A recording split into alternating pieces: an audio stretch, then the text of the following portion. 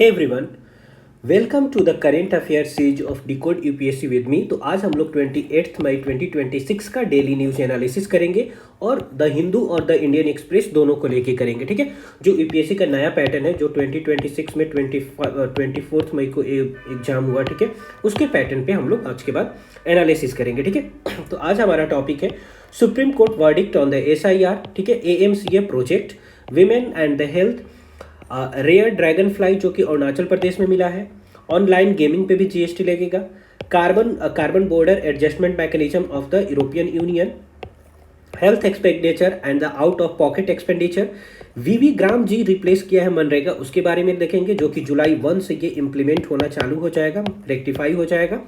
इसके बाद transgender amendment act debate, Muslim personal law reform debate, India Oman के बीच में रिलेशन और इबोला आउटब्रेक। हम लोग पिछले क्लास में भी इबोला के बारे में पढ़े थे, लेकिन ये इबोला बहुत ज़्यादा बढ़ते जा रहा है डीआरसी में, ठीक है, उसके बारे में भी हम लोग पढ़ेंगे। ठीक है, तो चलिए हम लोग आगे बढ़ते हैं। तो हम लोग एक पॉजिटिव नोट के साथ अपने डेली एनालिसिस को करेंगे कि उद्मेन ही सिद्ध्यंति कार्याणि न मनोरथ है। इसका मतलब ये होता है कि works are accomplished by the effort not merely by the wishes. किसी भी मतलब टारगेट को आपको अचीव करना है तो उसके लिए आपको एफर्ट लगाना पड़ेगा, केवल विशेष से वो कंप्लीट नहीं होगा। ठीक है, तो इस पॉजिटिव नोट के साथ हम लोग आगे बढ़ते हैं। तो ये जो हम लोगों ने पिछले क्लास में मैंने जो पीवाईक्यू दिया था, ठीक है, ये पीवाईक्यू नहीं मतलब कि पिछले जो कितना हो गया 27 मई पे जो भी क्वेश्चन बना था, एक क्वेश्चन के बाद क्वेश्चन के थ्रू हम लोग एक बार रिवीजन कर लेते हैं। तो एक बार आप लोग अपने आंसर को मैच कर लीजिएगा। ठीक है, और आज का क्वेश्चन टॉपिक के एंड में होगा। पहला हमारा टॉपिक है कि supreme court of fold SIR says it is election commission constitutional duty. तो देखिए न्यूज़ में ये इसलिए है क्योंकि सुप्रीम कोर्ट ने ये बोला कि जो एसआईआर है that is special intensive revision, जो बिहार में हुआ था, अभी वेस्ट बंगाल में भी हुआ, ठीक है, तो सुप्रीम कोर्ट ने बोला कि ये वैलिडिटी है, मतलब ये वैलिड है और ये ये इलेक्शन कमीशन के कॉन्स्टिट्यूशनल राइट में आता है। ठीक है, ये उनकी ड्यूटी है, कॉन्स्टिट्यूशनल ड्यूटी है इलेक्शन कमीशन की कि फ्री एंड फेयर इलेक्शन करवाएं। ठीक है, election commission can verify, election commission verify करेगा ना भाई कि कोई पर्सन अगर वोटिंग कर रहा है तो वो इंडिया का सिटीजन है कि नहीं, ठीक है, और जितनी भी मतलब उसका नाम वोटर लिस्ट में है या नहीं, उसी के लिए तो एसआईआर करवाया जाता है। और सुप्रीम कोर्ट ने बोला कि ये उनका कॉन्स्टिट्यूशनल ड्यूटी है, इसलिए वो वैलिड है। इलेक्शन कमीशन के बारे में हम लोग देख लेते हैं। तो इलेक्शन कमीशन का आर्टिकल आपको होता है 324 से लेकर 328 तक होता है। ठीक है, आगे चल के और आर्टिकल हम लोग पढ़ेंगे। 324 इसको पावर देता है कि इलेक्शन कमीशन के पास ये पावर है कि सुपरिटेंडेंट्स करे ड्यूरिंग द इलेक्शन, डायरेक्शन दे उसको, और कंट्रोल ऑफ द इलेक्शन इसके पास होता है। ठीक है, सिटीजन एंड द वोटिंग जो होता है, citizen is pre requisite for the voting. Voting अगर आपको देना है तो पहला काम आपके पास सिटीजनशिप होना चाहिए। आप लोग मुझे कमेंट बॉक्स में बताइए कि किस पार्ट में सिटीजनशिप दिया हुआ है, ठीक है, और कहाँ से कहाँ आर्टिकल है। तो 5 to 11 है, पार्ट नंबर बताइएगा। और फाइनल सिटीजनशिप डिटरमाइन किसके थ्रू होगा, सिटीजनशिप एक्ट ऑफ 1955 या जो अभी लेटेस्ट में 2019 का है। Y did the election commission conduct the SIR, ये क्यों एसआईआर किया, ये इसलिए एसआईआर हुआ क्योंकि इलेक्शन कमीशन ने बताया कि अभी ये लास्ट टाइम कब हुआ था, 20 साल पहले हुआ था, तो भाई अब तो कराना जरूरी है ना, 20 साल पुराना एसआईआर है। ठीक है, लार्ज स्केल माइग्रेशन हुआ है, ये एक स्टेट से दूसरे स्टेट में लोग गए हैं, एक कंट्री से दूसरे कंट्री में लोग गए हैं। ठीक है, तो उसको मद्देनजर रखते हुए एसआईआर कराना जरूरी था। अर्बनाइजेशन हुआ है, डुप्लीकेट एंट्रीज भी हुई है, बहुत सारे डेथ हुए हैं जिनके नाम को मतलब रिप्लेस नहीं किया गया है। ठीक है, fake and the defective voter entries हुई हैं, जिसको सही करने के लिए एसआईआर कंडक्ट कराया किसने, इलेक्शन कमीशन ने। Why did the supreme court से सो, सुप्रीम कोर्ट ने ऑब्जर्व किया है ये कि electoral roll are the foundation of democracy, क्योंकि इलेक्ट्रल रोल क्या है, फाउंडेशन है डेमोक्रेसी का। डेमोक्रेसी का अगर यूनिट इकाई बोला जाए तो क्या होगा, सिटीजन होगा। ठीक है, free and the fair election करवाना जरूरी है। Election commission acted with in the constitutional power. SIR does not replace the representation of people act of 1951, ये 1951 को रिप्लेस नहीं करता है, बल्कि क्या करता है, उसको और स्ट्रेंथन करता है। ठीक है, adequate safeguard exist against the wrongful exclusion. अगर इलेक्शन कमीशन किसी गलत तरीके से किसी भी लोगों का नाम वोटर लिस्ट से हटा देता है तो उसके लिए वो पिटीशन डाल सकते हैं सुप्रीम कोर्ट ने, ऐसा सुप्रीम कोर्ट ने इसमें बोला। ठीक है, important direction by the supreme court, supreme court ने क्या क्या डायरेक्शन दिया कि नेम डिलीटेड, जो भी मतलब कि नेम आपका डिलीट हुआ, आपको लग रहा है कि गलत तरीके से हुआ है, जेन्युइन नहीं है, तो आप सुप्रीम कोर्ट में पिटीशन डाल सकते हो। कंसर्न क्या रेज हुआ है, क्या क्रिटिक्स लोग बोल रहे हैं कि एसआईआर में become the indirect citizenship screening, ये लोग बोल रहे हैं, जो मतलब कि क्रिटिसाइज कर रहे हैं, वो लोग बोल रहे हैं कि एसआईआर को ऐसे यूज़ किया जा रहा है जैसे मतलब कि उससे सिटीजनशिप निर्धारित किया जा रहा हो। रिस्क ऑफ द एक्सक्लूजन, इसमें रिस्क है कि पुअर लोगों का नाम हट जाएगा, माइग्रेंट का नाम हट जाएगा, मार्जिनलाइज्ड कम्युनिटीज़ का नाम इसमें से हट जाएगा, possible misuse before the election, और ये हमेशा इलेक्शन के टाइम में ही होता है, तो इसलिए इसका मतलब कि मिसयूज होना थोड़ा सा मतलब कि लाजमी हो जाता है। की टर्म जो इस टॉपिक से रिलेटेड है, article number 324, erectile role revision, free and the fair elections, citizenship prerequisite, people representation of people act 1951, constitutional duty of election commission. Just second, मैंने इसका, चलिए कोई नहीं। देखिए कंक्लूजन में इसमें हम लोग क्या लिख सकते हैं कि the judgement strengthen the election commission constitutional mandate. जो जजमेंट है सुप्रीम कोर्ट का, वो उसने क्या किया, इलेक्शन कमीशन के कॉन्स्टिट्यूशनल मैंडेट को और ड्यूटी को स्ट्रेंथन किया to ensure that the electoral integrity, ये इंश्योर करने के लिए कि इलेक्ट्रल की इंटीग्रिटी बनी रहे। उसके साथ साथ ही इम्फेसाइज किया कि democratic inclusion and the due process must remain central to the electoral reform. लेकिन जो भी इलेक्ट्रल रिफॉर्म होगा एसआईआर के थ्रू, वो किस चीज़ के मद्देनजर रखते हुए, democratic inclusion and the due process को मद्देनजर रखते हुए उसमें इलेक्ट्रल रिफॉर्म होना चाहिए। यहाँ पे ये देखिए, ये आर्टिकल हो गया इलेक्शन कमीशन से रिलेटेड, 324 हो गया, 324 से लेके आपको 329 तक है, ठीक है। ये 330 इसका पार्ट नहीं है, ये शेड्यूल कास्ट का है। 324 में है कि इलेक्शन कमीशन सुपरिटेंडेंस करेगा, डायरेक्शन देगा और कंट्रोल ऑफ द इलेक्शन। 325 में है कि no person to be ineligible, किसी को भी आप वोटर लिस्ट से हटा नहीं सकते हो रिलीजन के बेसिस पे, या आप मतलब रेस या कास्ट और सेक्स के बेसिस पे, ठीक है। 326 बोल रहा है कि election to the house of the people and to the legislative assembly of the state. 326 ये बोलता है कि जो लोकसभा का, राज्यसभा का इलेक्शन और स्टेट असेंबली का इलेक्शन कमीशन कराएगा अंडर आर्टिकल 326। 327 बोलता है कि इससे रिलेटेड कोई भी मतलब कि रूल एंड रेगुलेशन बनाना होगा, लॉ बनाना होगा, प्रोविजन बनाना होगा तो पार्लियामेंट बनाएगा, ठीक है। 327, 328 में बताया कि स्टेट लेजिस्लेचर भी बना सकता है। 329 में बताया है कि कोई भी इसमें जो भी मतलब कि इलेक्शन से रिलेटेड इशू होगा, bar to interference by the court in the electoral matter, electoral matter में सुप्रीम कोर्ट या कोई भी कोर्ट इंटरफेयर नहीं करेगा, ठीक है। तो 324 से 329 तक ये आर्टिकल है आपको इलेक्शन कमीशन से रिलेटेड। नेक्स्ट हमारा टॉपिक है rare dragonfly resurface in Arunachal Pradesh underscores the need for habitat protection. एक रेयर मतलब कि बहुत ही मतलब कि कम पाए जाने वाला प्रजाति मिला है आपको, ड्रैगन का प्रजाति मिला है अरुणाचल प्रदेश में, ठीक है। उसका नाम क्या है, उसका साइंटिफिक नेम है आपको, जस्ट सेकेंड, इस टॉपिक पे कुछ प्रीलिम पॉइंट ऑफ व्यू से इंपॉर्टेंट था, मैंने अंडरलाइन करना भूल गया, अभी ध्यान में रखते हैं। एक तो इसका आर्टिकल हो गया, तो इसी को हम लोग ध्यान में रखेंगे। यहाँ पे तो कुछ नहीं है, नहीं, इस चीज़ को ध्यान में रखेंगे, ठीक है। इस टॉपिक से ये हो गया। दूसरा, यहाँ से हमें ध्यान में रखना होगा कि ये कौन सा, ये जो फ्लाई है उसका नाम है गाइनाकैंथा खैसिका, ठीक है। या उसको हम लोग बोल सकते हैं लॉन्ग टेल डस्क वेकर, ठीक है, डस्क वर्कर। हैज़ बिन, कहाँ पे मिला है ये, अरुणाचल प्रदेश में मिला है, ये भी ध्यान में रखना है, ठीक है, कि कहाँ पे मिला है ये, अरुणाचल प्रदेश में मिला है, ठीक है। आफ्टर 110 ईयर्स कहाँ पे मिला है, तो ये नामदफा नेशनल पार्क में मिला है। नामदफा नेशनल पार्क और टाइगर रिजर्व है, दोनों है आपको अरुणाचल प्रदेश में, ठीक है। अगर स्पेसिफिक और अभी मतलब डिस्ट्रिक्ट पे चले जाए तो वहाँ पे मिलेगा आपको चांगलांग डिस्ट्रिक्ट में अरुणाचल प्रदेश में, ठीक है। अवोर हिल एरिया, और सबसे पहली बार मतलब सबसे लेटेस्ट मतलब कि इसे पीछे चले जाए तो 1914 में इसको देखा गया था। ये इसका इंपॉर्टेंस क्या है, इकोलॉजिकल सिग्निफिकेंस है कि dragonflies and the damselfish belong to the order Odonata, ठीक है। ओडोंटा से ये बिलोंग करता है। ये ऑर्डर भी पूछ लेगा, जैसे हम लोग पढ़ते हैं कि बायोलॉजी में आप लोग पढ़ते होंगे कि डोमेन होता है, स्पीसीज होता है, ठीक है, जेनिस होता है, फैमिली होता है, किंगडम होता है। तो उसी तरह क्या होता है कि ऑर्डर होता है, ठीक है। तो ऑर्डर किस ऑर्डर से ये बिलोंग करता है, ओडोंटा ऑर्डर से बिलोंग करता है, ठीक है। जस्ट अ सेकंड, ओडोंटा ऑर्डर से, ठीक है। ये इंडिकेटर की तरह काम करता है। ये इंडिकेट करता है हेल्दी वेटलैंड को, क्लीन फ्रेश वाटर इकोसिस्टम को और बायोडाइवर्सिटी रिचनेस को। मतलब जहाँ पे ये पाया जाएगा ये सारी फीचर्स उस इन्वायरमेंट में होंगी। यूपीएससी प्रीलिम के लिए क्या इंपॉर्टेंट है तो मैंने नाम बता ही दिया, ठीक है, ये ऑर्डर बता ही दिया, ठीक है। हाँ, एक और चीज़ ध्यान में रखिएगा कि ये क्या होता है कि इसका नियरली विजन कितना होता है, 360 डिग्री, मतलब अपने चारों तरफ ये देख सकता है, ठीक है। Two compound eyes with the 1000 of lenses, lenses approximately कितने होते हैं इसमें, आप लोग सोच सकते हैं कि 1000 ऑफ द लेंसेज हैं, ठीक है।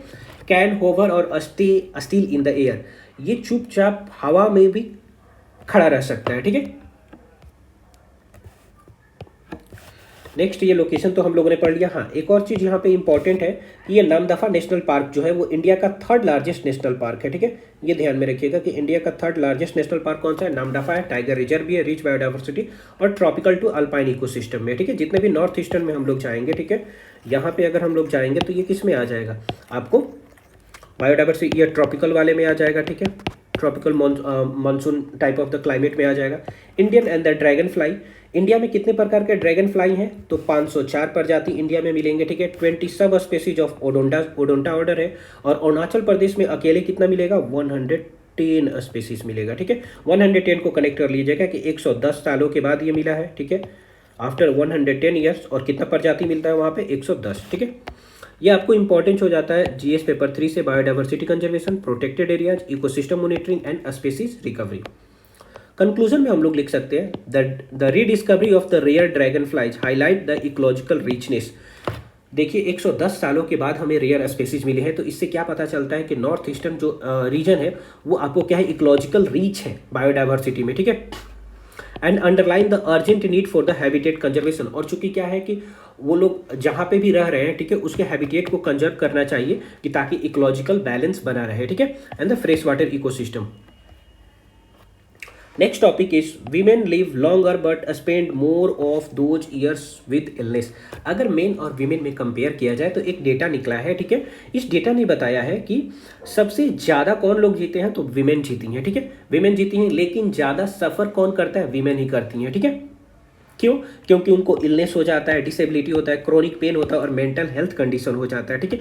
इसलिए लाइफ एक्सपेक्टेंसी तो इनका ज़्यादा है बट हेल्दी लाइफ एक्सपेक्टेंसी इनका कम होता है, ठीक है। जैसे कि एक ग्लोबल डेटा है कि वीमेन का लाइफ एक्सपेक्टेंसी होता है 76 ईयर्स, मैन का होता है 71 ईयर्स, लेकिन हेल्दी लाइफ स्टाइल कितना होता है 64 और मैन का कितना होता है 62, ठीक है। तो दोनों में लाइफ एक्सपेक्टेंसी में भी ज़्यादा है और हेल्दी लाइफ एक्सपेक्टेंसी में भी वीमेन ज़्यादा है। ऐसा क्यों होता है, women live longer but spend more years in the poor health. ऐसा क्यों होता है कि ये अनहेल्दी मतलब क्यों होती है, वीमेन फेस मोर अनहेल्दी ईयर्स, क्यों, क्योंकि फिजिकल इलनेस होता है। कभी देखिएगा घर में उनको मतलब कि होम चोर्स करना होता है, ठीक है, बैक पेन होगा, नेक होगा, बैठ के बर्तन धोना होगा, ठीक है, खाना बनाना होगा, ठीक है, तो बैक एंड नेक पेन होता है, ठीक है। गायनोकोलॉजिकल डिसीज होता है, ब्रेस्ट कैंसर होता है, माइग्रेन होता है, ठीक है। मेंटल हेल्थ में एंजाइटी हो गया, डिप्रेशन हो गया, सोशल फैक्टर एनीमिया, मतलब कि ये लॉस, पीरियोडिक जो मंथली लॉस होता है ब्लड का, ठीक है, जिसके कारण से एनीमिया उनको झेलना पड़ता है, डोमेस्टिक वायलेंस होता है, अनइक्वल हेल्थ केयर एक्सेस है, इकोनॉमिकल बर्डन है, क्योंकि पैट्रियार्कल सोसाइटी है तो इकोनॉमिकल बर्डन हो जाता है, हर एक पैसे के लिए उनको मतलब कि अपने हस्बैंड पे डिपेंडेंट रहना पड़ता है। Longer life span alone is not true development, the focus must shift. देखिए लॉन्गर लाइफ स्पैन है, ठीक है, लेकिन हेल्दी लाइफ स्पैन तो नहीं है ना, उसके लिए क्या करना होगा, हेल्दी एजिंग पे हमें डिपेंड मतलब कि काम करना होगा, ठीक है। हेल्थ इंफ्रास्ट्रक्चर को बढ़ाना होगा, वीमेंस हेल्थ केयर एक्सेस देखना होगा, मेंटल हेल्थ सपोर्ट करना होगा, प्रिवेंटिव हेल्थ केयर बनाना होगा, और इसके लिए हेल्थ इंफ्रास्ट्रक्चर पे हमें फोकस करना होगा। रूरल और अर्बन एरिया के बीच में जो हेल्थ इंफ्रास्ट्रक्चर में गैप है उस पर फोकस करना होगा, ठीक है। कम दामों में दवाइयाँ मुहैया करवाना होगा। कंक्लूजन में लिख सकते हैं India's health policy must move beyond increasing life expectancy. Life expectancy तो बढ़ाना ठीक ही है, लेकिन उसके आगे भी बढ़ना चाहिए इंडियन हेल्थ पॉलिसी को कि हेल्दी लाइफ स्टाइल में कन्वर्ट हो toward ensuring the healthy and dignified lives for the women through. कैसे होगा ये, जेंडर सेंसेटिव हेल्थ केयर से होगा, न्यूट्रिशन बढ़ाने से होगा और सोशल प्रोटेक्शन मेजर से होगा। ये इंपॉर्टेंट हो जाता है जीएस पेपर 2 और जीएस पेपर 3 में। Public health, women empowerment and social justice, health infrastructure, human development and gender inequality. Next topic है हमारा AMCA fighter project moves ahead as centre issues RFP to shortlisted firm. ये AMCA क्या है, तो AMCA देखिए क्या है कि ये एक एडवांस्ड मीडियम कॉम्बैट एयरक्राफ्ट है, ठीक है। तो इंडियाज का indigenous 5th generation stealth fighter project है। तो एक चीज़ यहाँ पे ध्यान में रखिएगा कि AMCA पूछे कि क्या है, तो ये क्या है, इंडियाज का 5th जनरेशन स्टेल्थ फाइटर है, ठीक है, एयरक्राफ्ट प्रोजेक्ट है। किसके द्वारा ये डेवलप हो रहा है, aeronautical agency under the ministry of defence के द्वारा, ठीक है। और इसको किसको दिया जाएगा? इंडियन एयरफोर्स को दिया जाएगा, ठीक है। इसका इंपॉर्टेंस क्या हो जाता है? डिफेंस पॉइंट ऑफ व्यू से इंपॉर्टेंट है, इकोनॉमिकल एंड टेक्नोलॉजिकल इंपॉर्टेंस है और स्ट्रेटेजिक इंपॉर्टेंस है। डिफेंस में है कि हमारे डिफेंस सिस्टम को ये स्ट्रेंथन करेगा, ठीक है, रीजनल थ्रेट से बचाएगा, इन्हांस करेगा स्ट्रेटेजिक डिटरेंस को। इकोनॉमिकल कैसे है कि मेक इन इंडिया को बूस्ट मिलेगा, इनकरेज करेगा प्राइवेट सेक्टर पार्टिसिपेशन को, ठीक है, रिड्यूस करेंगे इंपोर्ट डिपेंडेंस। हम जो चाइना पे डिपेंडेंट रहते हैं, मतलब मिलिट्री में तो हम लोग रशिया पे डिपेंडेंट रहते हैं, यूएसए पे डिपेंडेंट रहते हैं, यूरोपियन नेशन पे डिपेंडेंट रहते हैं, फ्रांस पे डिपेंडेंट रहते हैं, वो डिपेंडेंस हमारा कम होगा। स्ट्रेटेजिक इंपॉर्टेंस इसका है कि प्लेस करेगा इंडिया को among the few countries developing indigenous. बहुत कम कंट्री है जो अपने यहाँ मतलब कि ये इंडिजिनसली डेवलप कर रहे हैं ये लोग सिस्टम को, ठीक है, मिलिट्री सिस्टम को। तो इंडिया भी उसमें से एक शामिल हो सकता है 5th जनरेशन फाइटर में, ठीक है।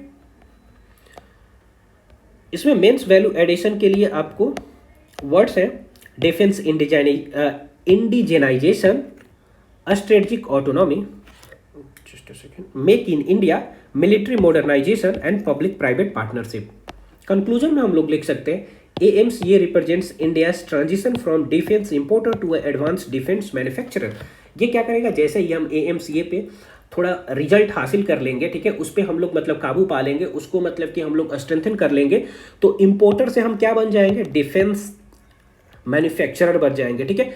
अगर इसमें हम लोग सक्षम हो गए, मतलब कि सक्सेसफुल हो गए, तो फिर हम लोग क्या बन जाएंगे? एक्सपोर्टर बन सकते हैं, ठीक है। Strengthening the strategic autonomy and indigenous technology capability.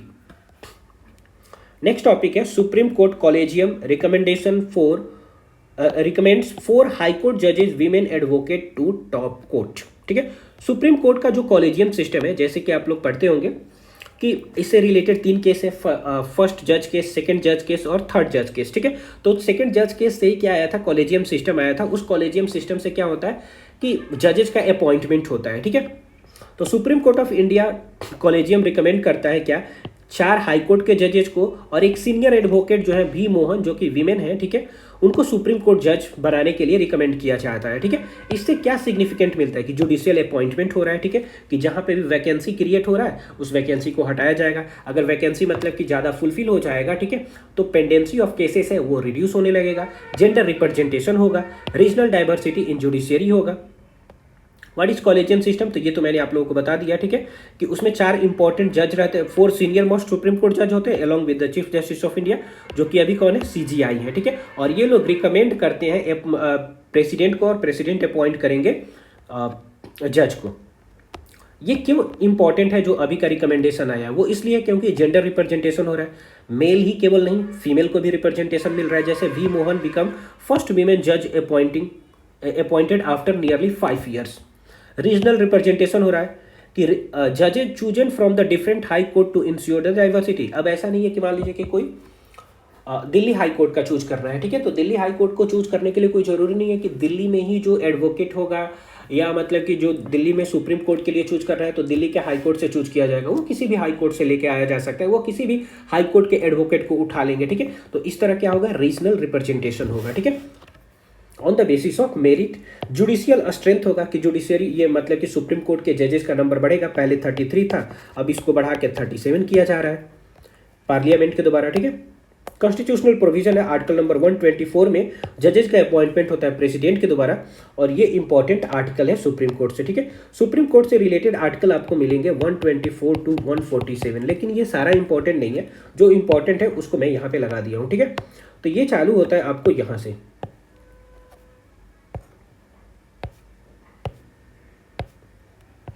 ठीक है। 124 में देखिए कि there shall be a supreme court of India consisting of chief justice of India such and the other जजेस एज द पार्लियामेंट में प्रोवाइड। 124 बोलता है कि सुप्रीम कोर्ट जज होने चाहिए, ठीक है, और अदर जजेज होना चाहिए जो पार्लियामेंट जितना स्ट्रेंथ डिसाइड करे। 125 में इनकी सैलरी के बारे में बात होती है, allowance and the privilege of जज। 126 में appointment of acting chief justice के बारे में, ठीक है। 27 में होता है एडहोक जज का अपॉइंटमेंट। 128 में होता है रिटायर्ड जज का फिर से अपॉइंटमेंट अगर पेंडेंसी ऑफ केसेस इंक्रीज कर जाए तो, ठीक है। 129 में होता है सुप्रीम कोर्ट को कोर्ट ऑफ रिकॉर्ड की तरह यूज करना। 130 में बताया गया है कि दिल्ली सुप्रीम कोर्ट का जगह होगा या किसी और जगह को भी मतलब डिसाइड किया जा सकता है, जैसा कि चीफ जस्टिस डिसाइड करे और प्रेसिडेंट के रिकमेंडेशन से। 131 यहाँ पे है कि ओरिजिनल जुरिस्डिक्शन आता है। 132 में आता है अपीलेट जुरिस्डिक्शन, जो भी हाई कोर्ट से अपीलेट होगा वो सुप्रीम कोर्ट में आएगा, ठीक है। 131 हो गया, 132 हो गया, यहाँ पे 133 मिसिंग है, तो ये ध्यान में रखिएगा कि 132 में आपको होता है, ये ओरिजिनल जुरिस्डिक्शन हो गया। यहाँ पे आता है क्रिमिनल का अपीलेट होता है, ठीक है। और 133 में होता है आपको सिविल अपीलेट होता है, ठीक है। सिविल मैटर, जो भी हाई कोर्ट में सिविल मैटर हो उसको अपील कीजिएगा तो 133 आर्टिकल के थ्रू सुप्रीम कोर्ट में जाइएगा, ठीक है। 134 में होता है appellate jurisdiction in the criminal cases, ठीक है। 135 हो गया फेडरल कोर्ट के बारे में बताता है। 136 स्पेशल लिव पिटिशन हो गया। 137 हो गया रिव्यू ऑफ जजमेंट, कभी कभी सुप्रीम कोर्ट अपने ही जजमेंट को रिव्यू करने लगता है, वो दिया हुआ है 137 में। 138 में दिया है power to make rules, the supreme court में make rules for regulating the practice and procedure in the court, कि सुप्रीम कोर्ट रूल बना सकता है कि कौन कौन से प्रैक्टिस और प्रोसीड्योर अपने ही यहाँ कोर्ट में फॉलो होंगे। ये देखिए 3 जजेज केस हैं। फर्स्ट जज केस आया था 1981 में, उसको एसपी गुप्ता केस भी बोलते हैं। सेकंड जज केस आया 1993 में, इसको supreme court advocate on record association versus of union of India बोलते हैं। थर्ड जज केस हो गया 1998 में, इसको प्रेसिडेंशियल रेफरेंस बोलते हैं अंडर आर्टिकल 143। ओके, तो देखिए पहले वाले में क्या हुआ। पहले वाले का बैकग्राउंड था कि question the validity of appointment and the transfer of जजेस। इसमें जो मेन पावर था, ये मेन पावर आपको एग्जीक्यूटिव के पास था, ठीक है, एग्जीक्यूटिव के पास था। लेकिन दूसरे वाले में क्या हुआ कि फर्स्ट वाले को जज केस को चैलेंज किया गया, ठीक है। और यहीं से क्या होता है कि कॉलेजियम सिस्टम बनता है, ठीक है। Judiciary gain the primacy over the appointment, और इसके बाद नहीं, यहाँ पे ध्यान में रखिएगा कि ये पूरा कंट्रोल किसके पास था, एग्जीक्यूटिव के पास ओवर द जुडिशरी। सेकेंड वाले में क्या होता है, उसका उल्टा हो जाता है, जुडिशियरी का प्राइमेसी हो जाता है ओवर एग्जीक्यूटिव ऑन अपॉइंटमेंट, ठीक है। और थर्ड वाले में बनता है कॉलेजियम सिस्टम। कॉलेजियम सिस्टम में 4 सीनियर मोस्ट जजेज होना चाहिए along with the chief justice of India, ठीक है। और उसी का ये मतलब कि एक्सप्लेन किया गया है थोड़ा डिटेल में। बस हमें ध्यान क्या रखना है, एक तो ये ध्यान में रखना है, इसका ईयर ध्यान में रखना है, अदर नाम ध्यान में रखना है, और ये मेन इम्पैक्ट इसका क्या है ये ध्यान में रखना है, ठीक है। तो इसको मैं हाईलाइट कर दे रहा हूँ, ठीक है, ये ध्यान में रखना है, और ये वाले को ध्यान में रखना है, ठीक है। Criticism of the collegium system, देखिए कोई भी सिस्टम आता है तो उसमें पॉजिटिव भी होते हैं, उसके निगेटिव भी होते हैं, ठीक है। तो इसका निगेटिव ये है कि लैक ऑफ ट्रांसपेरेंसी नहीं रह गया, ठीक है। अब सोचिए जब जज का अपॉइंटमेंट करेंगे तो वहाँ पे वो फेयर कहाँ रह जाएगा, वो तो जिसको सपोर्ट करेंगे, मतलब जो उनके अंडर में काम कर रहा होगा, जिसको वो सपोर्ट कर रहे होंगे, उसी का अपॉइंटमेंट हो सकता है। नो फॉर्मल अकाउंटेबिलिटी, अब वो किसी को अकाउंटेबल भी नहीं है। Allegation of the favouritism, no constitutional basis explicitly mention, ये कॉलेजियम सिस्टम हमारे कॉन्स्टिट्यूशन में तो मेंशन ही नहीं है, ठीक है। इसके बदले तो आर्टिकल नंबर 124 मेंशन है, जिसके थ्रू जजेस का अपॉइंटमेंट होना चाहिए by the president. Argument in the favour, ये कॉलेजियम सिस्टम सही है, उसके फेवर में आर्गुमेंट है कि ये प्रोटेक्ट करता है जुडिशियल इंडिपेंडेंस को, इस पे एग्जीक्यूटिव और लेजिस्लेचर का कोई भी हस्तक्षेप नहीं है। प्रिवेंट करता है एग्जीक्यूटिव इंटरफेरेंस एंड इंश्योर करता है सेपरेशन ऑफ पावर, एग्जीक्यूटिव के बीच में, लेजिस्लेचर के बीच में और जुडिशियरी के बीच में। इसमें कीवर्ड है judicial independence, transparency, judicial reform, separation of powers, diversity in judiciary. Conclusion में हम लोग लिख सकते हैं collegium system remains central to the safeguarding judicial independence, but greater transparency भी होना चाहिए, डाइवर्सिटी भी होना चाहिए, are essential for enhancing the public trust in judiciary. Public trust judiciary में बनाए रखने के लिए क्या चाहिए, ग्रेटर ट्रांसपेरेंसी भी उसमें होनी चाहिए और डाइवर्सिटी भी होनी चाहिए। Next topic is health expenses dip as government spends rises. Health expenditure क्या होता है कि लोग जितना पैसा पहले खर्च करते थे अपने हेल्थ पे वो कम कर रहे हैं, लेकिन उसके बदले में क्या हो रहा है, गवर्नमेंट का एक्सपेंडिचर बढ़ गया है। जैसे यहाँ पे एक डेटा है कि आउट ऑफ पॉकेट एक्सपेंडिचर जो पीपल का पहले 64.2% खर्च होता था, वो रिड्यूस होके हो गया 2022-23 में 43.4%। ये तो अच्छी बात है कि लोगों का कम पैसा खर्च हो रहा है, but this data is also highlighting according to the national health account of 2022-2023 कि गवर्नमेंट का स्पेंडिंग यहाँ पे इंक्रीज हो गया है, ठीक है। प्राइवेट हेल्थ इंश्योरेंस भी लोग कराने लगे हैं, तो ये तो अच्छी बात है कि प्राइवेट हेल्थ इंश्योरेंस भी मतलब कि हो रहा है, ठीक है, कि ताकि जब जरूरत पड़े तो वो इंश्योरेंस के थ्रू रिकवरी हो जाए। Reason for the decline in the out of expenditure, जो पैसे लोगों के कम खर्च हो रहे हैं हेल्थ पे, उसके पीछे का रीजन क्या है। आयुष्मान भारत स्कीम आया है, ये health insurance for the poor families के लिए देता है, रिड्यूस करता है हॉस्पिटलाइजेशन कॉस्ट्स, क्योंकि ये 5 लाख पर पेशेंट्स पर फैमिली ये देता है, ठीक है। आयुष्मान आरोग्य मंदिर और वेलनेस सेंटर डेवलप हो रहा है। ये प्रिवेंट करता है primary health care closer to the village and the communities, ठीक है। ये मतलब सेटअप करवाता है preventive and the primary health care closer to the village and communities. Free diagnostic and medicine भी यहाँ पे मिलता है, ठीक है। इंक्रीज द गवर्नमेंट स्पेंडिंग, जैसे कोविड-19 पैंडेमिक में हुआ। Rise in the health insurance private sector में भी इंक्रीज हो रहा है, जिसके कारण से आउट ऑफ पॉकेट एक्सपेंडिचर कम हो रहा है। इसका पॉजिटिव इम्पैक्ट क्या है कि मेडिकल पॉवर्टी कम हो रही है, इंप्रूव हो रहा है हेल्थ केयर, सपोर्ट हो रहा है यूनिवर्सल हेल्थ कवरेज और रिड्यूस हो रहा है कैटेस्ट्रॉफिक हेल्थ एक्सपेंडिचर। लेकिन ये कुछ चैलेंजेस को भी इंडिकेट कर रहा है। क्या है चैलेंजेस? कि इंडिया का हेल्थ एक्सपेंडिचर पे बहुत ज़्यादा पैसा खर्च हो रहा है, ठीक है, खर्च हो रहा है, लेकिन फिर भी बहुत सारे डेवलप्ड कंट्री से अभी कम ही है।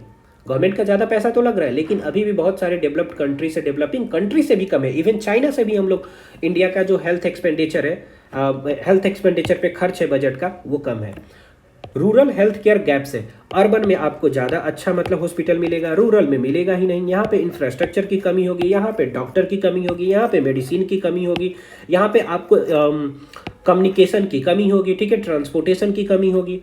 High spending on the medical persists. Medicine अभी भी क्या है कि आपको जांच के लिए पैसे कम लग रहे हैं, लेकिन मेडिसिन पे अभी भी लोगों का ज़्यादा से ज़्यादा पैसे खर्च हो रहे हैं। Quality differences between the state. एक स्टेट से दूसरे स्टेट में अगर आप जाइएगा तो वहाँ पे क्वालिटी डिफरेंसेस हो जाता है, ठीक है। जैसे मान लीजिए कि अगर किसी ऐसे स्टेट में करवाइए जहाँ का मतलब कि मेडिकल अच्छा नहीं है, तो वहाँ पे क्वालिटी आपको खराब मिलेगा, ठीक है। और वही कहीं बेहतर स्टेट में, जैसे बेंगलोर में चले जाइए, ठीक है, तो वहाँ पे क्या होगा, बेहतर मतलब कि फैसिलिटी मिलेगी हेल्थ का। कॉन्स्टिट्यूशनल पॉलिसी है, आर्टिकल नंबर 47, ये इंश्योर करता है कि पब्लिक हेल्थ इंप्रूव हो, न्यूट्रिशन इंप्रूव हो और नेशनल स्टैंडर्ड लिविंग हो। मेंस का कीवर्ड है universal health coverage, preventive health care, finance protection, human capital and health equity. Conclusion में हम लोग डाल सकते हैं the decline in out of pocket expenditure reflect the gradual strengthening of India's public health system. ये तो अच्छी बात है कि आउट ऑफ पॉकेट एक्सपेंडिचर कम हो रहा है। इससे क्या दिखाई दे रहा है कि स्ट्रेंथेंड हो रहा है इंडियाज का पब्लिक हेल्थ सिस्टम। लेकिन but sustained investment and the equitable health care access remain essential for achieving universal health coverage. लेकिन इक्विटेबल हेल्थ केयर एक्सेस होना चाहिए, चाहे वो गरीब हो या अमीर हो, ठीक है, अफोर्डेबल होना चाहिए, ठीक है। इस तरह universal health care coverage achieve होगा। Next topic is new Sarthak PDS scheme to strengthen the food security. नया सार्थक पब्लिक डिस्ट्रीब्यूशन सिस्टम आया है, किस लिए? कि फूड सिक्योरिटी सिस्टम को और स्ट्रेंथन किया जाए, ठीक है। तो यूनियन गवर्नमेंट ने अभी सार्थक स्कीम लाया है, ठीक है, जिसके थ्रू पब्लिक डिस्ट्रीब्यूशन सिस्टम को और स्ट्रेंथन किया जाए, ठीक है। 5 साल के लिए आया है और 25,530 करोड़ इसको आउटले मिले हैं, ठीक है। इसका ऑब्जेक्टिव है कि इंप्रूव करेगा फूड सिक्योरिटी को, ठीक है, इन्हांस करेगा efficiency delivery of the subsidised food grains, technology driven public distribution system होगा, कि बेनिफिशियरी आइडेंटिफिकेशन होगा through the biometric, food grain movement tracking होगा, ट्रांसपोर्ट ऑप्टिमाइजेशन होगा और सिटीजन फीडबैक सिस्टम होगा। सिटीजन अपना फीडबैक भी दे पाएंगे कि उनको जो अनाज मिल रहा है वो प्रॉपर क्वांटिटी में मिल पा रहा है या नहीं, अच्छे क्वालिटी का मिल पा रहा है या नहीं, ठीक है। रिड्यूस्ड लीकेज होगा, prevent the diversion and the corruption in the PDS. चूंकि ये ऑनलाइन हो जाएगा तो जितना भी डाइवर्जन है या करप्शन है उसको कम किया जा सकता है। हटाया तो नहीं जाएगा, एक ही बार हट तो नहीं सकता है, लेकिन धीरे धीरे कम किया जा सकता है, ठीक है। ये इंपॉर्टेंट क्यों है? क्योंकि गवर्नेंस रिफॉर्म होगा इससे, ठीक है, इंप्रूव होगा transparency and accountability, social justice होगा, जो पुअर और वल्नरेबल पॉपुलेशन है उनको पब्लिक डिस्ट्रीब्यूशन सिस्टम के थ्रू फूड सब्सिडाइज्ड हो पाएगा प्रॉपर तरीके से, फूड सिक्योरिटी हो जाएगा, डिजिटल इंडिया होगा। लिंक्ड स्कीम है, आपको हमारे पास पहले से ही national food security act of 2013 and one nation one ration card है। चैलेंजेज है कि डिजिटल एक्सक्लूजन है, अभी भी हर लोगों के पास मोबाइल फोन तो है नहीं है स्मार्ट, ठीक है। आधार ऑथेंटिकेशन फेल्यूर है, हर लोगों के पास आधार कार्ड भी नहीं है। इंटरनेट कनेक्टिविटी गैप है, रूरल एरिया में आपको इंटरनेट का कनेक्शन नहीं है। एरर है बेनिफिशियरी डेटाबेस में, हमारे पास डेटाबेस ऐसे नहीं है कि जिससे ये पता कर पाए कि कितने लोग किस सोशली इकोनॉमिकली बैकवर्ड में है। एक हमारे पास केवल डेटा है socially economically caste census of 2011। अभी तो इस बार का 2025 का जो मतलब कि सेंसस चल रहा है उसमें मतलब कि कास्ट बेसिस पे और सोशली बैकवर्ड बेसिस पे डेटा को कलेक्ट किया जा रहा है, तो ये थोड़ा सा मतलब सपोर्ट होगा। कीवर्ड इसका है food security, welfare governance, digital governance, inclusive growth, leakage इन पीडीएस। कंक्लूजन में हम लोग लिख सकते हैं कि सार्थक पीडीएस जो है वो रिफ्लेक्ट कर रहा है इंडिया का shift toward a technology enabled welfare delivery, aiming to make food security system more transparent, efficient and citizen centric. Next topic is centre seek transfer of transgender act cases to supreme court. Centre ने बोला कि जो भी pending cases है high court के पास, ठीक है, कई सारे 2-4 हाई कोर्ट के पास, ठीक है, सेंटर ने बोला सुप्रीम कोर्ट से कि देखिए वो सारे केसेस को आप अपने पास लीजिए, ठीक है, और उसका अच्छे से देखिए उस एक्ट में क्या कमी है और उसके अनुसार आप हमें गाइड कीजिए, उसमें हम लोग चेंज करेंगे, ठीक है। The law allegedly remove the right to self identification, ऐसा उस पर एलिगेशन लगाया जा रहा है कि उसमें right to self identification of transgender हटा दिया गया है, ठीक है। उसमें अगर आपको आइडेंटिफाई करवाना है कि आप ट्रांसजेंडर हो, उसके लिए गवर्नमेंट अपॉइंटेड मेडिकल बोर्ड आपको अगर सर्टिफाई करेगा तभी आप ट्रांसजेंडर होगे। तो सोचो भाई कि अगर कोई सिंगल पर्सन, मतलब कोई एक पर्सन है, अगर बोले कि मैं मेल हूं, अब उसके लिए भी क्या करना होगा कि कोई गवर्नमेंट का ऑफिशियल सर्टिफाई करेगा कि तुम मेल हो तभी तुम मेल होगे। तो ये खुद के आइडेंटिटी के अगेंस्ट में नहीं हो गया। इससे रिलेटेड एक नालसा जजमेंट हुआ था 2014 में, national legal service authority versus union of India. उसमें सुप्रीम कोर्ट ने बोला राइट टू सेल्फ आइडेंटिटी होना चाहिए जेंडर का, चाहे वो मेल हो, फीमेल हो, ट्रांसजेंडर हो, सबके पास अपना अधिकार है, वो बता सके कि वो कौन से जेंडर से बिलोंग करता है। Transgender person as a third gender भी रिकॉग्नाइज किया गया। Gender identity as a part of dignity and privacy भी रिकॉग्नाइज किया गया। दूसरा केस है right to privacy case Puttaswamy, ये तो आप लोग जानते होंगे, ठीक है। Privacy include the identity and autonomy. Navtej Johar case है जिसमें इम्फेसाइज किया गया dignity and the right of LGBTQ+। इससे रिलेटेड आर्टिकल भी है हमारे पास कि आर्टिकल नंबर 14 बोलता है कि सबको समान अधिकार है लॉ के अगेंस्ट में, ठीक है। आर्टिकल नंबर 15 बोलता है कि भैया किसी को भी डिस्क्रिमिनेट नहीं करोगे, चाहे वो के रेस हो, कास्ट हो, प्लेस हो, ठीक है, कलर हो, किसी के बेसिस पे आप, जेंडर हो, किसी भी इन सारे बेसिस पे आप डिस्क्रिमिनेट नहीं कर सकते हो, ठीक है। 19 बोलता है फ्रीडम ऑफ एक्सप्रेशन है, सबको अपने व्यू और पॉइंट एक्सप्रेस करने के लिए आज़ादी है। 21 बोलता है right to dignity and the privacy, right to life and personal liberty के अंदर आता है right to dignity and privacy. तो मेन क्रिटिसिज्म इसका जो चल रहा है वो क्या है कि अर्लियर प्रिंसिपल जो पहले था सेल्फ आइडेंटिफिकेशन ऑफ जेंडर वो सफिशिएंट था, ठीक है, self identification of gender was sufficient. लेकिन अब क्या हो रहा है, डिस्ट्रिक्ट मजिस्ट्रेट उसको पहले सर्टिफाई करेगा तभी वो मतलब कि माना जाएगा। आफ्टर द मेडिकल बोर्ड के रिकमेंडेशन पे डिस्ट्रिक्ट मजिस्ट्रेट जब उसको सर्टिफाई करेगा कि आप ट्रांसजेंडर हो तभी वो माना जाएगा कि ट्रांसजेंडर है, ठीक है। तो ये कैसी बात हो गई यार, ठीक है, कि मैं बोलूं कि मैं मेल हूं और मुझे बताने के लिए डीएम का सिग्नेचर लेना पड़ेगा कि मैं मेल हूं। क्रिटिक्स आर्ग्यू करते हैं कि ये वायलेशन है बॉडली ऑटोनॉमी का, बिल्कुल अगेंस्ट है नालसा जजमेंट, बिल्कुल lead to the state control over the identity. अब लोगों का खुद पे आइडेंटिटी कंट्रोल के ऊपर अब स्टेट का कंट्रोल होगा कि स्टेट तुम मेल को बोलेगा कि तुम फीमेल हो तो फीमेल हो जाओगे तुम। Can increase the discrimination and the harassment, इससे डिस्क्रिमिनेशन और हरासमेंट बढ़ रहा है। कीवर्ड है इसके constitutional morality, gender justice, dignity, bodily autonomy, inclusive governance. Conclusion में हम लोग लिख सकते हैं the transgender rights debate highlights the balance between administrative regulation होना चाहिए, कोई बात नहीं, करना चाहिए, होना चाहिए, लेकिन कॉन्स्टिट्यूशनल गारंटी भी दो आप उसके डिग्निटी को, उसके इक्वलिटी को, उसके सेल्फ आइडेंटिटी को। भाई in a progressive democracy like India, हम डेमोक्रेटिक कहने के लिए डेमोक्रेटिक है, लेकिन यहाँ पे खुद की आइडेंटिफिकेशन आई तो तुम्हें गवर्नमेंट बताएगा कि तुम मतलब मेल या फीमेल तुम्हारा क्या जेंडर है।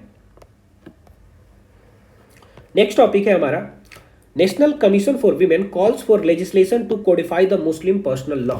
मुस्लिम पर्सनल लॉ जो है, ठीक है, पर्सनल लॉ क्या होता है, वो सारे लॉ जो कि मैरिज से, डाइवोर्स से, मेंटेनेंस से, कस्टडी और इनहेरिटेंस से रिलेटेड होते हैं उसको हम लोग पर्सनल लॉ बोलते हैं। तो मुस्लिम पर्सनल लॉ को कोडिफाई करने के लिए नेशनल कमीशन फॉर वीमेन ने बात रखी है, ठीक है। इस तरह क्या होगा, ये स्ट्रेंथन होगा मुस्लिम वीमेन राइट का और इंश्योर होगा gender justice and legal clarity. Codification का मतलब क्या होता है, कोडिफिकेशन का मतलब होता है कि जो भी अनरिटेन है, जो कन्वेंशनल तरीके से चलता आ रहा है, उसका फॉर्मल रिटेन लॉ होना चाहिए, ठीक है, okay. Hindu laws are largely codified, जैसे कि हिंदू लॉ लार्जली कोडिफाई है उसी तरह मुस्लिम लॉ को भी लार्जली कोडिफाई करने की बात की जा रही है, ठीक है। Muslim personal law in many areas remains partially uncodified, क्योंकि वो अनकोडिफाई है, ठीक है। इसलिए कभी कभी डिस्क्रिमिनेशन होता है, ठीक है, कभी कभी उस लॉ का उल्लंघन होता है तो आप कोडिफाई तो है नहीं, तो किसी केस में उसको ले जाके पेश भी नहीं करते हो, ठीक है, नहीं हो सकता है तो उसको शरीयत मतलब कि शरीयत लॉ होता है, ठीक है, उसके अंतर्गत मतलब कि अपनी ही मतलब कि मुस्लिम कम्युनिटी उसका डिसाइड करती है। की रिकमेंडेशन है कि मैंडेटरी रजिस्ट्रेशन ऑफ मैरिज कर दो, ठीक है, कि उससे क्या होगा कि एक लीगल डॉक्यूमेंट तो होगा तुम्हारे मैरिज को सेव करने के लिए, ठीक है। स्ट्रॉन्ग मेंटेनेंस प्रोविजन कर दो ड्यूरिंग और आफ्टर मैरिज के लिए। जेंडर सेंसिटिव डिस्प्यूट रेजोल्यूशन कर दो, ठीक है, इसमें बेटर रिप्रेजेंटेशन मिलेगा वीमेन को। लीगल एड एंड अवेयरनेस भी प्रोवाइड करो, कोई एक हेल्पलाइन जनरेट कर दो, ठीक है, अवेयरनेस कैंपेन चलाओ। ये आर्टिकल है इसके इक्वालिटी और रिलीजियस फ्रीडम के लिए। Article number 14 equality before law, 15 कोई डिस्क्रिमिनेशन नहीं होगा रिलीजन बेसिस पे, 25 में फ्रीडम ऑफ रिलीजन है कि मैं किस रिलीजन को फॉलो करना चाहता हूँ, 44 universal code uniform civil code की बात करता है डीपीएसपी में, ठीक है। और आप डायरेक्टिव प्रिंसिपल, तो ये पहला इंप्लीमेंट करने वाला कौन सा स्टेट है, पहले तो एक गोवा है जिसपे पोर्टुगीज वाला चलता है और अभी कौन सा है, उत्तराखंड है, ठीक है। Why is this issue important, ये इशू इंपॉर्टेंट इसलिए हो जाता है क्योंकि ये जेंडर जस्टिस नहीं कर पा रहा है, ठीक है, जेंडर जस्टिस चाहिए। लीगल सर्टेनिटी होनी चाहिए, भाई तुम्हारे पास लॉ है, लॉ का कुछ कहीं पे रिटेन ही नहीं है तो तुम उसको मतलब कि रिस्पॉन्सिबल भी नहीं बना सकते हो। सोशल रिफॉर्म होना चाहिए, ठीक है, कि बैलेंस करे religious freedom with the constitutional morality. Related development है ट्रिपल तलाक केस ऑफ 2017, इसमें सुप्रीम कोर्ट ने बोला कि इंस्टेंट ट्रिपल तलाक डिक्लेयर्ड अनकॉन्स्टिट्यूशनल, 3 बार आप तलाक तलाक तलाक बोल दो तो ये अनकॉन्स्टिट्यूशनल बोला गया, सुप्रीम कोर्ट ने बोला ये अनकॉन्स्टिट्यूशनल है, ठीक है। Muslim women protection right on the marriage act of 2019 criminalise किया इंस्टेंट ट्रिपल तलाक को, ठीक है, तुरंत आप 3 बार बोल के तलाक दे दोगे उसको इस एक्ट के थ्रू डीक्रिमिनलाइज किया गया, ठीक है, मतलब क्रिमिनलाइज किया गया कि ऐसे नहीं होगा। डिबेट अराउंड द कोडिफिकेशन, इसका कोडिफिकेशन होना चाहिए, क्यों, क्योंकि ये वीमेन राइट को प्रोटेक्ट करेगा, प्रमोट करेगा इक्वालिटी को और ब्रिंग करेगा लीगल क्लैरिटी को। कंसर्न इसका क्या है, fear of state interference in religion, state interfere कर रही है रिलीजन में, ठीक है, माइनॉरिटी राइट का हनन हो रहा है।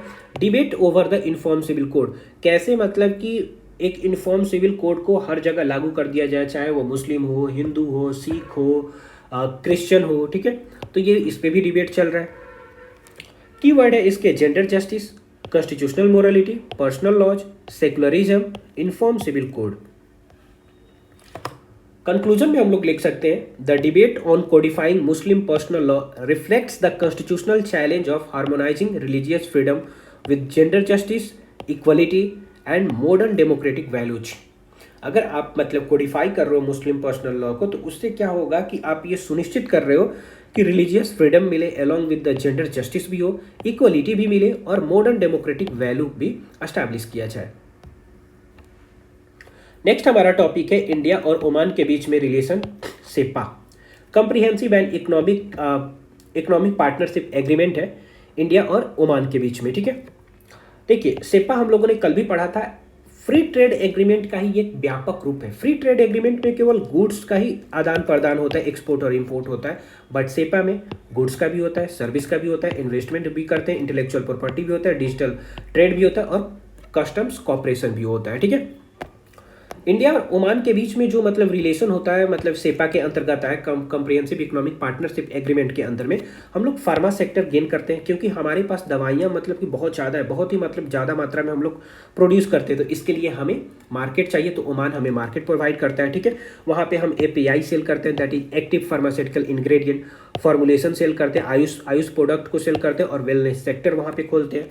ट्रेड इंपॉर्टेंस है क्योंकि वहाँ पे करने से हमारे पास क्या आ रहे हैं, पैसे आ रहे हैं, ठीक है। स्ट्रेटजिक इंपॉर्टेंस है, ये चूंकि क्या है, गल्फ कंट्री है, ठीक है, ये गल्फ कंट्री है, जैसे अभी गल्फ ये क्या हुआ, स्टेट ऑफ हॉर्मुज जहाँ पे है, ठीक है, स्टेट ऑफ हॉर्मुज ईरान हो गया इधर, ठीक है, और ये हो गया ओमान, ठीक है, ये पर्सियन गल्फ हो गया, ठीक है, ये गल्फ ऑफ ओमान हो गया, तो यहाँ पे ये ओमान है, ठीक है, और ये वेस्टर्न कंट्री है, ठीक है, ये गल्फ रीजन है।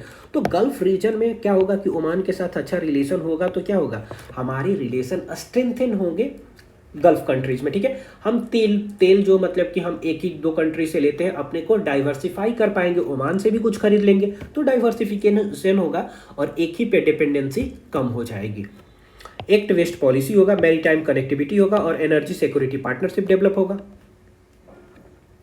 Y Oman matter to India, क्योंकि इंडियन ओशियन और गल्फ रीजन को कनेक्ट करता है। दुक्कम पोर्ट है ओमान के पास, उसके पास हम दुक्कम पोर्ट है तो वहाँ पर भी कभी हमें जरूरत पड़ सकती है, उसमें कॉपरेशन कर सकते हैं क्योंकि वो हमें कनेक्टिविटी प्रोवाइड करेगा। आपको वहाँ से लेके साउथ यूरोप की कनेक्टिविटी, या आपको मतलब कि ऊपर में रसिया में जाना होगा तो वहाँ से भी कनेक्टिविटी यहाँ पे बन सकता है, ठीक है। Counterbalance to the China presence, China के परजेंस को भी काउंटर बैलेंस कर पाएंगे। इकोनॉमिकल सिग्निफिकेंस है, एनर्जी इंपोर्ट करते हैं वहाँ से। ट्रेड एंड इन्वेस्टमेंट है, इंडियन डायस्पोरा भी वहाँ पे रहते हैं। Oman acts as the moderate Gulf mediator. Conclusion में हम लोग लिख सकते हैं इंडिया और ओमान के बीच में जो सेपा का रिलेशन है is not just a trade pact, ये केवल ट्रेड पैक्ट नहीं है बट अ स्ट्रेटेजिक पार्टनरशिप है that can boost India's pharma exports, strengthen Gulf ties and enhance the India's economic presence in West Asia. Next topic is tariff to the carbon, the new rules shaping India trade. अब देखिए, अब यहाँ पे जो topic है European union का है, बहुत पहले ही मतलब कि ये लोग क्या लेके आए थे, यूरोपियन यूनियन 2021 में ही लेके आया था क्या, कार्बन बॉर्डर एडजस्टमेंट मैकेनिज्म, और अभी जाके 101 जनवरी 2026 से ये लागू हो रहा है। ये होता क्या है कि जब भी कोई कंट्री अपने यहाँ किसी भी प्रोडक्ट को बना रही है और यूरोपियन कंट्री में उसको एक्सपोर्ट करेगी तो वहाँ पे वो लोग चेक करेंगे कि कितना मतलब कार्बन आपका इमिट हुआ है इसको बनाने में, ठीक है, कितना मतलब कार्बन आप मतलब कि एटमॉस्फेयर में रिलीज किए हो इसको बनाने में, ठीक है, और उसके अनुसार आप पे टैरिफ लगेगा, ठीक है। तो इसका ऑब्जेक्टिव है कि कार्बन लीकेज को प्रिवेंट करना, प्रमोट करना क्लीनर प्रोडक्शन ग्लोबली, हेल्प करेगा यूरोपियन यूनियन को अचीव करने में क्लाइमेट गोल। तो मेजर जो हम एक्सपोर्ट करते हैं यूरोपियन में, यूरोपियन कंट्री में वो होता है स्टील होता है, इसमें भी कार्बन है, अल्युमिनियम हो गया, सीमेंट हो गया, फर्टिलाइजर हो गया, इलेक्ट्रिसिटी हो गया और हाइड्रोजन हो गया, और इन सब में कार्बन इमिट होता है, ठीक है। तो जिसके कारण से हमारा क्या हो रहा है, एक्सपोर्ट धीरे धीरे डिक्रीज होने लगेगा और हमें थोड़ा सा क्या होगा, बर्डन पड़ने लगेगा, हमारा ट्रेड डिफिसिट होने लगेगा, ठीक है। Impact on India, Indian exporter may become costlier in Europe, reduced हो जाएगा competitiveness of Indian industries, higher compliance in the clean energy transition cost, possible rise in the fertiliser import prices. अब fertiliser वहां से हम लोग लेते हैं, ठीक है, तो फर्टिलाइजर के प्राइस भी बढ़ेंगे वहां पे, ठीक है। ब्रॉडर कंसर्न ये है कि टैरिफ बेस्ड ट्रेड तो पहले था ही, लेकिन अब क्या करना है, कार्बन कंप्लायंस बेस्ड ट्रेड करना है, ठीक है। इंपॉर्टेंट कंसेप्ट यहाँ पे कार्बन लीकेज होता है। कार्बन लीकेज क्या होता है, कार्बन लीकेज कहने का मतलब कि आप प्रोडक्शन को वैसे कंट्री में ले जाके शिफ्ट कर लो जहाँ पे कार्बन ट्रेडिंग मतलब कि कार्बन पे टैक्स बहुत कम लगता है या न के बराबर लगता है, ठीक है, वैसे कंट्री में आप ले जाके अपने प्रोडक्शन को शिफ्ट कर लेते हो तो उसी को बोलते हैं carbon leakage. Non tariff barrier जो यही वाला हो गया कि कार्बन बेस्ड मैकेनिज्म जो कार्बन बॉर्डर एडजस्टमेंट मैकेनिज्म जो लग रहा है, ठीक है, सैनिटरी फाइटो सैनिटरी जो टैरिफ होता है उसको नॉन टैरिफ बैरियर बोलते हैं। तो इंडिया करे क्या इसमें, इंडिया क्या कर सकती है, एक तो डोमेस्टिक लेवल पे काम कर सकती है, एक इंटरनेशनल लेवल पे काम कर सकती है। डोमेस्टिक पे क्या करे कि इन्वेस्ट करे ग्रीनर टेक्नोलॉजी में, प्रमोट करे रिन्यूएबल एनर्जी को, इंप्रूव करे एनर्जी इफिशियंसी को, डेवलप करे कार्बन मार्केट को, ठीक है। इंटरनेशनल लेवल पे हम लोग निगोशिएट कर सकते हैं फेयर ट्रांजिशन रूल, जो भी अपने छोटे छोटे ऑर्गेनाइजेशन है या रीजनल लेवल के ऑर्गेनाइजेशन है, जैसे सार्क हो गया, एशियान हो गया, संघाई कोऑपरेटिव ऑर्गेनाइजेशन हो गया, ब्रिक्स हो गया, ठीक है, क्वाड हो गया, तो इन सारे प्लेटफॉर्म पे हम निगोशिएट कर सकते हैं। सीख करेंगे climate finance and the technology transfer, हमारे पास टेक्नोलॉजी की कमी है तो वहाँ से हम बोलेंगे कि आप हमें टेक्नोलॉजी में मदद करो। Protect the interest of the developing countries in World trade organisation and free trade agreement talks, जो वर्ल्ड ट्रेड ऑर्गेनाइजेशन का जो रूल एंड रेगुलेशन है उसके थ्रू डेवलपिंग कंट्रीज को प्रोटेक्शन मिलना चाहिए और फ्री ट्रेड एग्रीमेंट के थ्रू भी मिलना चाहिए। ये जीएस पेपर 2 और जीएस पेपर 3 में इंपॉर्टेंट है। इंडिया और यूरोपियन यूनियन के रिलेशन में world trade organisation and trade diplomacy, climate change, green economy, international trade और energy transition. Carbon border adjustment mechanism marks the rise of climate linked trade rules, ठीक है, climate linked trade rule होगा, pushing the countries like India to balance the export competitiveness with the green transition and the sustainable industrial growth. Next topic है organised online gaming comes under the GST regime. अब centre ने ये बोला कि जो online gaming होती है, ठीक है, वो भी क्या होगा, जीएसटी के अंदर में आएगा। क्यों? क्योंकि उस पर बेटिंग लगाई जाती है, ठीक है। ऑनलाइन गेमिंग में मनी इन्वॉल्व है, बेटिंग हो रहा है, गैम्बलिंग हो रहा है, इसलिए उसमें भी जीएसटी लगेगा, ठीक है। तो जीएसटी किस पे लगता है? ऑनलाइन गेमिंग पे, फैंटेसी स्पोर्ट्स पे और रियल मनी गैम्बलिंग प्लेटफॉर्म पे, ठीक है, under the category of actionable claim. Actionable claim के अंतर्गत जो भी मतलब की एक्टिविटी आता है उस पर जीएसटी लगता है। ये एक्शनेबल क्लेम क्या होता है? A claim to a debt or a beneficial interest that can be legally enforced under a GST law। एक ऐसा क्लेम या ऐसा बेनिफिशियल इंटरेस्ट जिसको लीगली आप इन्फोर्स कर सकते हो जीएसटी लॉ के अंतर्गत, जैसे बेटिंग हो गया, गैम्बलिंग हो गया, लॉटरी हो गया, इसी को बोला जाता है एक्शनेबल क्लेम, जिसपे आप मतलब टैक्स लगा सकते हो इन सिंपल टर्म। कॉन्स्टिट्यूशनल और लीगल बेसिस है अंडर आर्टिकल 246A। ये परमिशन देता है पार्लियामेंट को कि वो किसी भी मतलब की चीज़ों पे जो सेंट्रल लिस्ट पे आता है उस पर क्या लगा सकता है? जीएसटी लॉ लगा सकता है, ठीक है। और स्टेट भी लगा सकता है उस पर, जो 7th शेड्यूल में आते हैं आपको स्टेट लिस्ट में, जैसे बेटिंग हो गया, गैम्बलिंग हो गया, पब्लिक ऑर्डर को मेंटेन करने के लिए, पब्लिक हेल्थ को मेंटेन करने के लिए और पब्लिक मोरालिटी को मेंटेन करने के लिए इस पर क्या लगेगा? टैक्स लग सकता है। पॉजिटिव क्या होगा टैक्स लगने का? कि ग्रेटर टैक्स क्लैरिटी होगा, इंक्रीज होगा गवर्नमेंट का रेवेन्यू और स्ट्रॉन्गर रेगुलेशन हो जाएगा। तो इस तरह ऑनलाइन गेमिंग को और गैम्बलिंग को, बेटिंग को कंट्रोल में किया जा सकता है। निगेटिव क्या है? Higher GST burden on the gaming industry, impact on the startup and innovation, risk of the illegal offshore betting app. अगर आप यहाँ पे ज़्यादा से ज़्यादा टैक्स लगाओगे तो इलीगल ऐप यूज़ करेंगे, ऑफशोर ऐप यूज़ करेंगे, चाइना का ऐप यूज़ करेंगे, किसी दूसरे कंट्री का ऐप यूज़ करेंगे, ठीक है। ये जीएस पेपर 2 और जीएस पेपर 3 में इंपॉर्टेंट है। जुडिशियरी हो गया, फेडरल टैक्सेशन हो गया, regulation of the digital platform हो गया, जीएस 3 में digital economy, taxation and online gaming industry. Conclusion में लिख सकते हैं the judgement strengthen the states power to regulate and tax online gaming.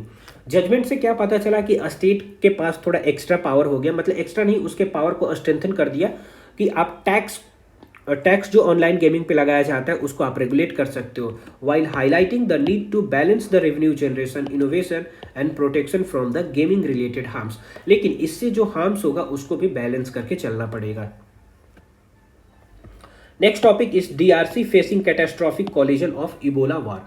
ये इबोला वायरस जो हम लोगों ने 22 मई का जो न्यूज एनालिसिस किया था उसमें भी पढ़ा था, यहाँ पर भी हम लोग देख लेते हैं कुछ एक्स्ट्रा इन्फॉर्मेशन जो है। अभी डीआरसी जो है, डेमोक्रेटिक रिपब्लिक ऑफ कॉन्गो, वहाँ पे बहुत ज़्यादा मात्रा में स्प्रेड हो रहा है आपको इबोला वायरस, ठीक है। तो इबोला वायरस क्या होता है कि इबोला वायरस जब कॉज करता है तो ये सेवरल वायरल हेमोग्राफिक फीवर होता है, ठीक है, हेमोरेजिक फीवर होता है caused by the Ebola virus, ठीक है। ये स्प्रेड होता है आपको इन्फेक्टेड बॉडी फ्लूइड से, कॉन्टेमिनेटेड ऑब्जेक्ट से और इन्फेक्टेड एनिमल से, ठीक है। इसका सिम्टम्स है फीवर, ब्लीडिंग, वीकनेस और organ failure, high fatality rate भी है। करंट सिचुएशन डीआरसी में है कि इबोला आउटब्रेक हो गया आपको इटूरी प्रोविंस में। डीआरसी में एक प्रोविंस है इटूरी प्रोविंस, तो ध्यान में रखिएगा क्योंकि मेंस का पूछने का क्वेश्चन तो देखिए कुछ भी पूछ रहा है, ओके, तो इसलिए ध्यान में रखिएगा, जो भी न्यूज में जो कुछ भी हम लोग पढ़ सकते हैं उसको ध्यान में रखेंगे, ठीक है। Conflict arm and the group disruption हो गया, हेल्थ केयर डिस्टर्ब हो गया, वैक्सीनेशन नहीं हो पा रहा है अच्छे से, सर्विलेंस नहीं हो पा रहा है, ह्यूमैनिटेरियन एड नहीं हो पा रहा है, ठीक है। तो यहाँ पे क्या collision of disease and conflict हो जा रहा है। कन्फ्लिक्ट वॉर जो पहले से कन्फ्लिक्ट और होता मतलब कि पहले से हुआ है, ठीक है, वो और वर्सन कर रहा है इपिडेमिक्स को। डिस्प्लेसमेंट ऑफ पीपल हो गया है, ओवर क्राउडेड कैंप हो गया, पुअर सैनिटेशन हो गया, difficulty in the contact tracing हो गया, वीकर गवर्नेंस हो गया और नो अप्रूव्ड ट्रीटमेंट और वैक्सीन, और इसके लिए अभी तक कोई भी वैक्सीन नहीं आया है, ठीक है। अब देखिए ये democratic Republic of Congo prelim point of view से इंपॉर्टेंट हो जाता है क्योंकि इसका सेंट्रल अफ्रीका में ये वाला हो गया रीजन, ठीक है। इसके अगल बगल का एरिया कंट्री पूछतेगा तो एंगोला हो गया, जाम्बिया हो गया, ठीक है, तंजानिया हो गया, युगांडा हो गया, साउथ सूडान हो गया, सेंट्रल अफ्रीकन रिपब्लिक हो गया, रिपब्लिक ऑफ कॉन्गो हो गया, ठीक है, रिपब्लिक ऑफ कॉन्गो हो गया, और यही वाला इटूरी वाला रीजन है, ठीक है। यहाँ पे आपको कॉन्गो रिवर भी है, डेंस इक्वेटोरियल फॉरेस्ट है, रिच मिनरल यहाँ पे मिलेगा आपको, कोबाल्ट मिलेगा, कोल्टन मिलेगा और कॉपर मिलेगा। ये जीएस पेपर 2 और जीएस पेपर 3 के पॉइंट ऑफ व्यू से इंपॉर्टेंट है। World Health Organization, global health governance, humanitarian crisis, health security, epidemic preparedness and disaster management. Conclusion में लिख सकते हैं the DRC Ebola crisis shows how conflict, weak governance and the poor health infrastructure can turn a disease outbreak into humanitarian emergency. ये जो DRC में अभी Ebola epidemic हुआ, ठीक है, इससे ये पता चलता है कि कैसे एक कन्फ्लिक्ट, ठीक है, कैसे एक कन्फ्लिक्ट और poor governance, weak governance, poor health infrastructure को डिसरप्ट कर सकता है, ठीक है, और एक डिसीज को आउटब्रेक में कन्वर्ट कर सकता है, एक ह्यूमैनिटेरियन इमरजेंसी में कन्वर्ट कर सकता है। Highlighting the need for a stronger global health cooperation, ये हमें बताता है कि क्या करना चाहिए, अ स्ट्रॉन्गर हेल्थ कॉपरेशन होना चाहिए और पीस बिल्डिंग मैकेनिज्म एस्टैब्लिश करना चाहिए। नेक्स्ट टॉपिक इज, ठीक है, तो ये क्या है, आपका लास्ट टॉपिक है आज का कि VBG ग्राम जो रूल है, ठीक है, उसमें क्या क्या चेंजेज हो गए जो MG नरेगा से मतलब कि आया, ठीक है। तो इसको ये न्यूज़ में इसलिए क्या है क्योंकि 1 जुलाई से, अभी मई चल रहा है, जून और जुलाई से इसको इंप्लीमेंट करना है। तो नरेगा जो था, नरेगा को हटा के लाया गया क्या, VB ग्राम जी लाया गया, ठीक है। तो इसमें इन दोनों में अंतर क्या है, इन दोनों में अंतर बेसिकली ये है कि नरेगा में आपको 100 दिन का काम मिलता था, VB ग्राम जी में 125 दिन का मिलेगा। सीजनल सपोर्ट यहाँ पे नो स्पेसिफिक पॉज था, ठीक है, मतलब कभी भी आप काम मांगो मिलते रहता था या कभी नहीं भी मिलते रहता था, कोई रूल एंड रेगुलेशन नहीं था रेगुलेट करने के लिए। लेकिन यहाँ पे क्या है, 60 day pause during the sowing and the harvesting, मतलब 60 दिन आप हार्वेस्ट कर सकते हो, सोइंग वाला जो सीजन होगा उस टाइम ये ऑफ कर सकते हो, ठीक है। मतलब कि आप जाके हर एग्रीकल्चर में काम कर सकते हो एज ए एग्रीकल्चर लेबर, ठीक है, और उसके बाद जब आप आओगे तो 125 दिन का काम मांग सकते हो यहाँ पे, ठीक है। फंडिंग पहले था 100% सेंटर करता था, लेकिन अब क्या है, ज़्यादा बर्डन आ गया है स्टेट पे। फंड पहले था डिमांड ड्राइवन, जितना डिमांड होगा उसके अनुसार फंड मिलता था, लेकिन अब क्या है, टॉप डाउन एलोकेशन है, पैसे छोड़ दिया ऊपर से सेंटर ने, बस मैं 5 रुपया दे दिया, 5 रुपया में तुम अपना काम करो, ठीक है। पहले क्या था, 5 रुपया दे दिया, अब 10 रुपया लग गया, 10 रुपया मिलेगा, 15 रुपया लग गया, 15 रुपया मिलेगा, 20 रुपया लग गया, 20 रुपया मिलेगा, मतलब जितनी डिमांड हो उतना पैसे मिलते थे। लेकिन अब क्या है, एक बार पैसे ऊपर से दे दिए, अब नहीं देगा। वेज पेमेंट क्या है, पहले भी DBT था, डायरेक्ट बेनिफिट ट्रांसफर ऑनलाइन, और अभी भी डायरेक्ट बेनिफिट ट्रांसफर है, मतलब कि जो वर्कर काम कर रहे हैं, जो वेज वर्कर है, मतलब कि उनके खाते में पैसे चले जाएंगे, ठीक है। पहले एग्जिस्टिंग कार्ड वैलिड टेम्पोरली था, लेकिन अब नया मतलब कार्ड बनेगा, न्यू ग्रामीण रोजगार गारंटी कार्ड बनेगा, ठीक है। कंसर्न इसका यह है कि डिमांड ड्राइवन नेचर को खत्म कर दिया गया, ठीक है। इंक्रीज हो गया, स्टेट पे ज़्यादा बर्डन आ गया। फेडरलिज्म डिबेट हो रहा है कि भाई अनइक्वल स्टेट एलोकेशन होगा ना। अब क्या होगा कि जो अभी 6th फाइनेंस कमीशन जो है, ठीक है, 16th फाइनेंस कमीशन, अभी पिछले क्लास में हम लोगों ने पढ़ा, 16th फाइनेंस कमीशन ने हॉरिजेंटल डिवोल्यूशन हम लोगों ने पढ़ा, ठीक है, horizontal devolution of the taxes from the centre to the state. तो उसमें बहुत सारे हम लोगों ने 6 पैरामीटर देखा, ठीक है। उसमें से एक था पॉपुलेशन था, कि जहाँ पे पॉपुलेशन ज़्यादा होगा उसका कंट्रीब्यूशन 17.5% होगा, ठीक है। और एक था आपको 42.5%, बाकी 10% पे था, ठीक है। तो अब सोचिए कि जिसका पॉपुलेशन ज़्यादा होगा उसके बेसिस पे अब एलोकेशन होगा ना। तो अब तो ये नहीं पता कि कहाँ पे क्या, और अदर मतलब कि इस तरह क्या था कि सब कुछ समान पैसे मिलते थे, लेकिन अब क्या होगा, फंड एलोकेशन भी डिफरेंट होंगे। इंक्रीज्ड स्टेट बर्डन, फेडरलिज्म, ये डिबेट हो गया। Use of the finance commission formula may create the unequal state allocation, अलग अलग स्टेट को अब अलग अलग पैसे मिलेंगे। पॉजिटिव फीचर ये है कि 100 दिन से बढ़ के 125 दिन का काम मिल गया। इम्प्लीमेंटेशन जो है वो मॉनिटर किया जाएगा, डायरेक्ट बेनिफिट ट्रांसफर है, बिचवलिया नहीं है इसमें, बेटर एडमिनिस्ट्रेटिव स्ट्रक्चर है, seasonal flexibility for the farm labour है, 60 दिन का छूट मिल रहा है। Constitutional and the governance angle इसका है कि डायरेक्टिव प्रिंसिपल ये सुनिश्चित करवाना चाहता है कि राइट टू लाइवलीहुड प्रोवाइड करे सेंट्रल गवर्नमेंट, रूरल वेलफेयर को ध्यान में रखे, ठीक है, और सोशल जस्टिस करवाए। ये यहाँ से मतलब कि पूरा फुलफिल हो रहा है। कोऑपरेटिव फेडरलिज्म इशू है यहाँ पर, सेंटर स्टेट के बीच में फिजिकल रिलेशनशिप में मतलब डमाडोल है, ठीक है, कि पहले सेंटर देता था, अब स्टेट के ऊपर ज़्यादा मतलब कि दामोदार है, ठीक है। और दूसरा हो गया कि हर एक स्टेट को मतलब कि फाइनेंस कमीशन डिसाइड करेंगे कि हर एक स्टेट को अलग अलग मतलब अमाउंट मिलेंगे। डिवोल्यूशन एंड द ऑटोनॉमी खत्म हो गया है, डिवोल्यूशन का मतलब कि फॉर्मूला चेंज हो गया, ऑटोनॉमी यहाँ पे खत्म हो गया। जीएस पेपर 2 में welfare schemes, federalism and governance में आएगा। जीएस पेपर 3 में rural economy, employment and inclusive growth में आएगा। कंक्लूजन में हम लोग लिख सकते हैं VB Gram 6 to modernise rural employment support, ठीक है। बीबी ग्राम जो है मनरेगा को हटा के आया है, तो ये रूरल एम्प्लॉयमेंट को मॉडर्नाइज करना चाह रहा है, बिल्कुल सही है। But its success will depend on balancing efficiency, लेकिन इसका सक्सेस डिपेंड करेगा कि ये कितना इफिशियंट है, कितना ये फिजिकल सस्टेनेबल है और कितना ये राइट बेस्ड स्पिरिट पे बेस्ड है, ठीक है, of the livelihood of the rural livelihood security. तो ये पूरा टॉपिक आज का हमारा पूरा कंप्लीट होता है। हम लोगों ने द हिंदू को एनालिसिस कर लिया और द इंडियन एक्सप्रेस को भी एनालिसिस कर लिया, ठीक है। और इससे रिलेटेड ये आपको 6 क्वेश्चन है और प्योरली ये 2026 का जो क्वेश्चन मतलब कि पेपर हुआ 24 मई को, उसी पे ये बेस्ट मतलब कि फॉर्मेट में मैं लेके आ रहा हूँ, ठीक है।